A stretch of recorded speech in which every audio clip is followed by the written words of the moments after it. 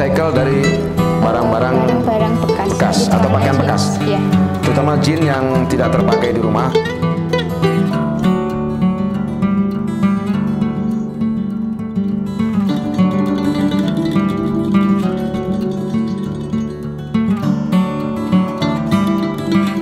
Yang pertama tata busana, kemudian yang kedua asisten keperawatan, yang ketiga teknologi laboratorium medik.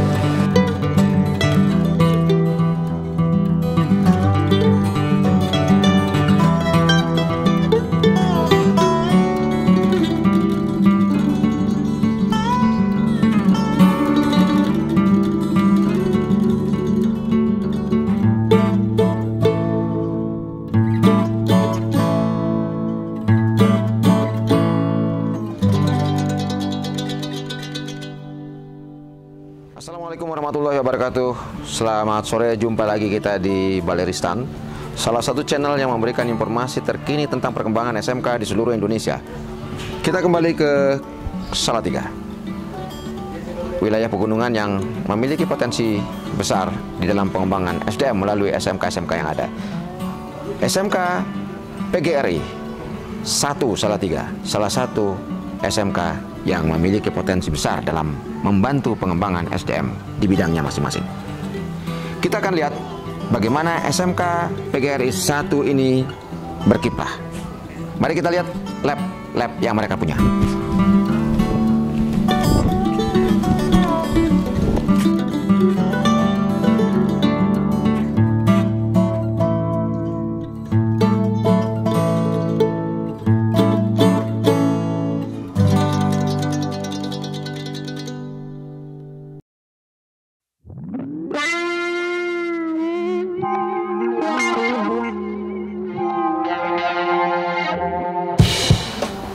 Kita berada di ruang produksi SMK PGRI 1 Salatiga, khususnya di produksi tata busana.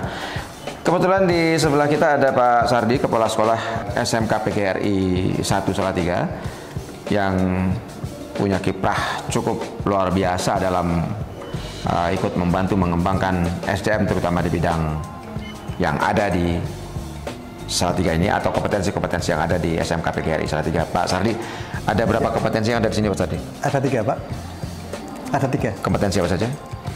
Yang pertama tata busana, kemudian yang kedua asisten keperawatan, yang ketiga teknologi laboratorium medik. Teknologi laboratorium medik? Iya. Jadi ada 3 kompetensi selain tata busana. Ada 2 kompetensi kesehatan yang dikembangkan. Nah, terkait dengan tata busana, Pak Sardi, ini SMK yang tata busana kan tidak banyak di SMK Salatiga ini. Apa yang menyebabkan memilih kompetensi tata busana selain kesehatan? Karena ini kan agak sedikit bertolak belakang. Ya. Yang pertama kita melihat kronologisnya dulu, Pak. Karena pada waktu itu tata busana itu kan berdiri tahun 1971. Dan satu-satunya tata busana yang tertua di Salatiga waktu itu. Kemudian karena pada waktu itu ini didirikan oleh orang-orang yang berdedikasi dalam dunia pendidikan, maka pada waktu itu ada namanya SKKA Persiapan. Nah, SKKA Persiapan itu didirikan oleh orang-orang tertentu. Kemudian karena SMK Persiapan itu merupakan tanggung jawab begitu besar, akhirnya ini diserahkan kepada Pemda, akhirnya berubah menjadi SKKA Pemda. Ini PGRI kan, Pak ya? Iya. PGRI, Persatuan Guru Republik Indonesia. Iya. Jadi ini pasti dibangun oleh guru-guru yang memiliki dedikasi dalam bidang pendidikan. Iya. Ada 2 yang bersebelahan, PGRI. Iya. Bagaimana membangun kerjasama antara 1 dan 2 ini, Pak? Iya. Memang kami dalam satu yayasan, Pak. Di dalam satu yayasan itu sebenarnya ada 3 SMK PGRI, tetapi yang 3 itu berpisah dengan kita karena pada waktu itu kami itu tidak memiliki tanah yang luas, maka 2 SMK itu dijadikan 1. Okay. Batasnya cuma tembok yang ada. Ya. Nah, tetapi dari yayasan mengatakan sama-sama SMK di bawah satu yayasan harus rukun. Maka kami kerjasamanya adalah saling membantu. Apabila ada yang mau jurusan tata busana, mereka akan mengarahkan ke sini. Kemudian yang mau ke SEMEA, saya arahkan ke PGRI 2. Sehingga nanti kami saling membantu di dalam penerimaan peserta didik baru. Ya, sambil kita lihat itu Pak Sardi, gimana SMK PGRI ini berkembang ke depan. Kita ingin semua SMK kita ini memiliki potensi untuk berkembang yang sama, ya, termasuk SMK PGRI di Salatiga. Nah, kalau kita bicara tentang SMK di Salatiga, khususnya SMK PGRI ini, rencana apa yang kawan-kawan ingin kembangkan, Pak? Ya, yang pertama adalah kita akan mengembangkan satu kompetensi tata busana yang lebih matang, karena ternyata kompetensi tata busana itu sangat laris di pasaran, Pak. Sehingga nanti kalau di sini memiliki satu kualitas yang baik, maka peserta didiknya akan lebih banyak. Oke sahabat Tristan dan para pemerhati SMK di seluruh Indonesia dan di mana saja Anda berada, salah satu kompetensi penting yang ada khususnya di bidang bisnis dan pariwisata adalah tata busana. Nah, tata busana ini berkembang seiring dengan perkembangan model fashion yang ada, dan anak-anak kita di sini juga sudah dididik bagaimana membangun kompetensi mereka berdasarkan atau berbasis pada teknologi, sehingga ada pengembangan kompetensi yang dilakukan melalui teknologi digital. Nah,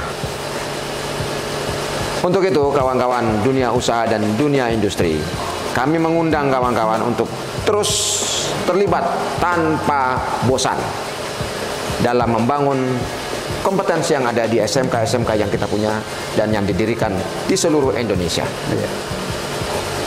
Kita akan lihat bagaimana SMK-SMK ini berkembang ke depan.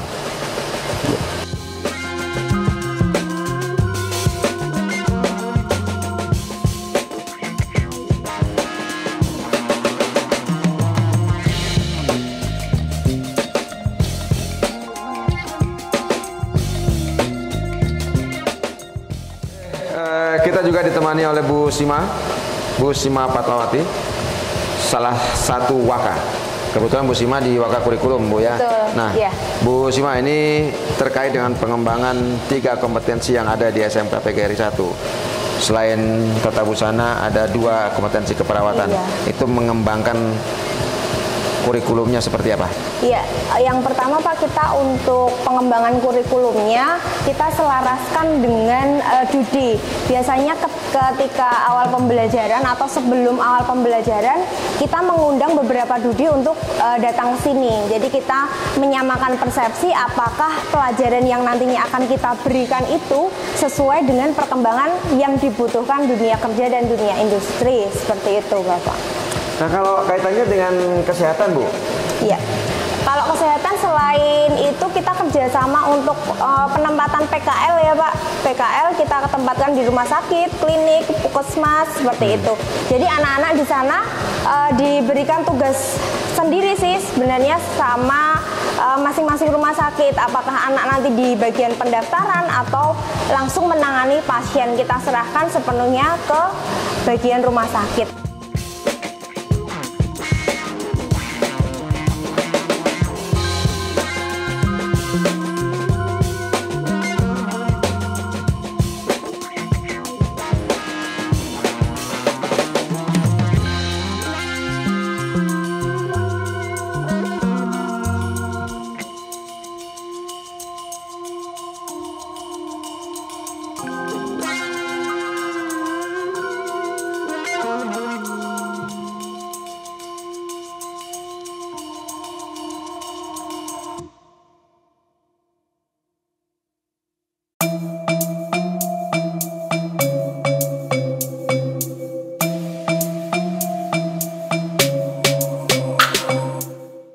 Kan ini kan kental dengan pendidikannya karena kan PGRI ya. Betul. Nah, kawan-kawan di Persatuan Guru ini apakah selalu ada kontak dalam pengembangan SMK yang ada?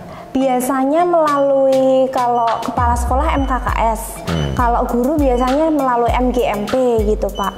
Kemudian terkait kurikulum Merdeka ini biasanya ada beberapa seperti pelatihan terkait pengadaan implementasi kurikulum Merdeka gitu. Jadi di setiap SMK bahkan kita dikumpulkan, biasanya SMK swasta maupun negeri dijadikan satu untuk mengikuti pelatihan pengembangan kurikulum Merdeka.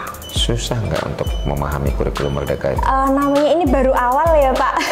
Baru awal, kita tentunya masih meraba-raba. Jadi sekali pelatihan bagi saya itu kurang sih Pak, masih kurang cukup gitu. Karena kan kita harus dari awal perangkat pembelajarannya kan pasti berbeda, cara mengajarkan anak berbeda, materi muatan materi yang kita berikan ke anak itu lebih ya berbeda, alokasi waktunya juga pasti berbeda. Iya, begitu. Oke, ini dari bidang kurikulum ya. Jadi kurikulum Merdeka masih perlu pemahaman yang lebih mendalam, yang lebih mendalam, konsep maupun implementasinya. Kita akan tunggu bagaimana ke depan, kemana mau diarahkan. Oke, kita lihat lebih lanjut.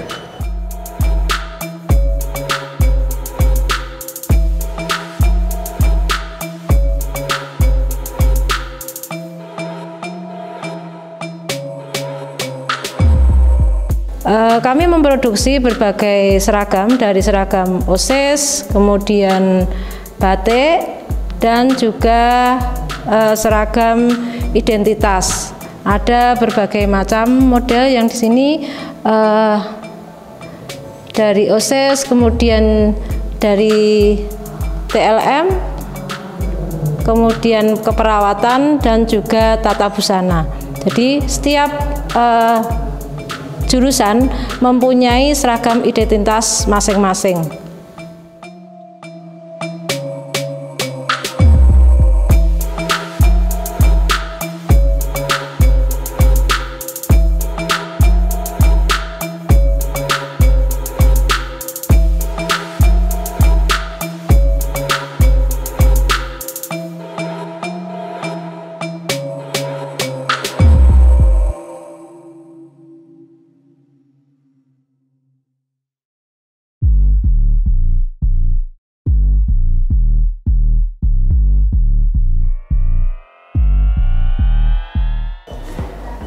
Kita bersama Ibu Siti Suwarni, Kaprodi Tata Busana. Salah satu Kaprodi yang mengelola kompetensi tertua di SMK PGRI, ya Bu ya? Iya. Bu Siti, ini peralatannya sudah lumayan besar ya, sudah banyak ya. Sudah, kalau kita katakan ini dengan sekolah yang masih relatif kecil dari student body maupun dari ukuran lah dibandingkan dengan sekolah-sekolah yang lain, tetapi jangan dilihat kecilnya Bu ya. Kita akan melihat bagaimana yang kecil menghasilkan sesuatu yang besar. Nah, termasuk di bidang tata busana. Bu Siti, ini produksi sudah dilakukan sama anak-anak kita. Sudah, bagaimana bisa Ibu ceritakan? Begini, untuk dari SMK PGRI 1 Salatiga itu kita sudah mulai produksi dari tahun 2005. Jadi kita awalnya tuh membuat seragam dari murid baru PPDB. Untuk setiap tahun kegiatan rutin yang selalu kita laksanakan adalah membuat seragam dari murid baru. Kemudian kita juga memberikan pelayanan kepada guru-guru ketika mereka mau membuat seragam baru. Kita juga memberikan pelayanan untuk membuatkan baju seragam buat guru-guru. Dan kita juga menyediakan seragam buat anak-anak mungkin yang bajunya sudah kekecilan, jadi kita membuatkan buat mereka.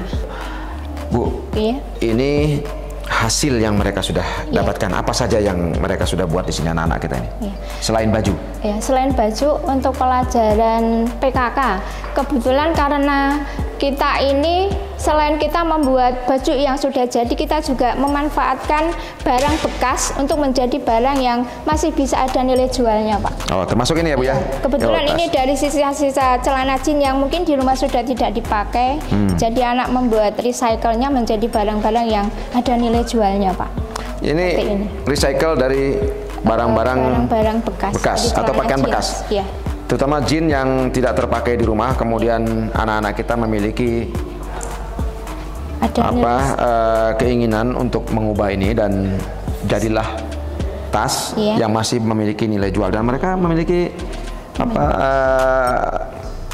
shop. Mereka biasanya langsung menjual kepada ini Pak, orang yang minat. Bahkan kadang mereka membuat desainnya dulu, menawarkan kepada orang, kira-kira ada yang mau nggak? Biasanya sudah ada open PO Pak. Oh, ini open PO. Iya. Oke. Tapi mereka sudah memiliki market sendiri atau marketplace? Belum Pak, kebetulan. Belum. Karena ini baru awal Pak. Baru awal. Iya. Tapi mereka sudah punya pasar ya? Iya, sudah. Ya. Oke, ini teman-teman, ini kawan-kawan kita di sini, anak-anak kita di sini, guru-gurunya sudah juga memberikan bimbingan yang cukup untuk bagaimana anak-anak kita membangun usaha. Jangan lupa untuk tetap bisa mengakses video-video kami terkait dengan perkembangan SMK terkini di seluruh Indonesia. Subscribe, comment, like, and share. Terima kasih. Assalamualaikum warahmatullahi wabarakatuh. Waalaikumsalam.